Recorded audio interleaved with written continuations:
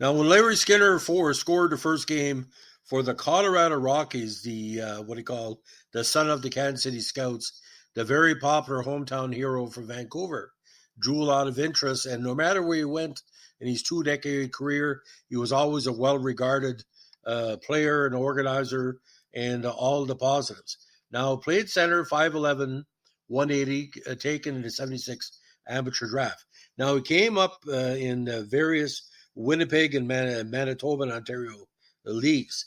Played in the Peen of the COJHL in 73, Winnipeg of the MJHL in 74, Winnipeg of the WCHL in 75, where he had 95 points in 70 games, including 33 goals, while with the 67s and 76, he had 115 points and 37 goals.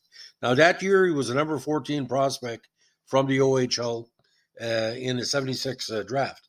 Now, he debuted wearing number 20 for Colorado against Toronto and scored again the first goal in Colorado history.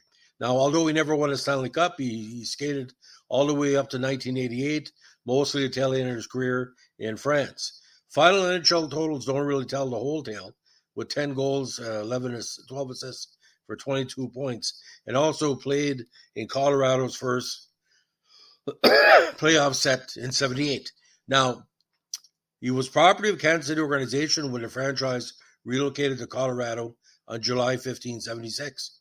He scored the goal in his first NHL game at 3:16 in the first period. Well, again, it was also the first goal in the Rockies' history.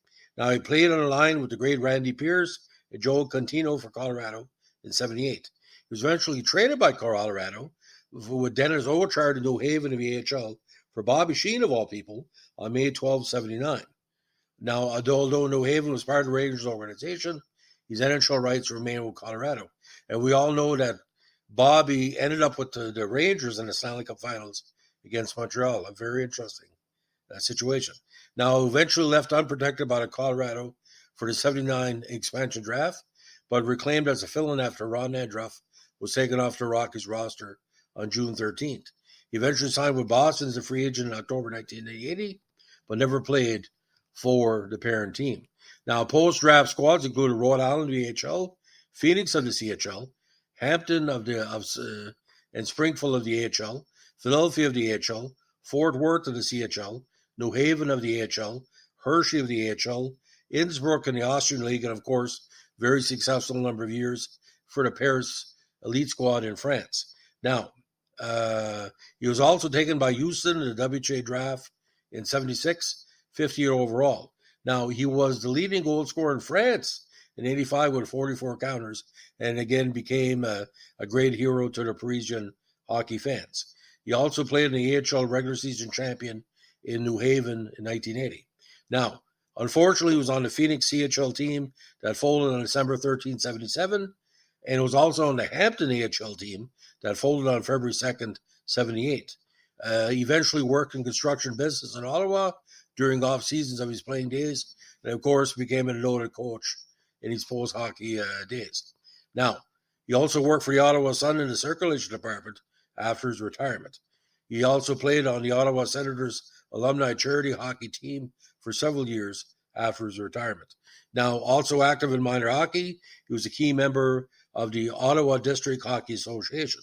Now, he's also the brother-in-law of noted Ottawa Sun sports columnist Earl McRae, and of course, we all know what a great writer Earl is. Now, with Larry's years in the minor leagues and in Europe, he was always a person to see the best in hockey. Now, you can find out more about Larry at a very interesting website, Hockey Archives on Info, and there's a little essay on Larry's memoirs about playing in the NHL.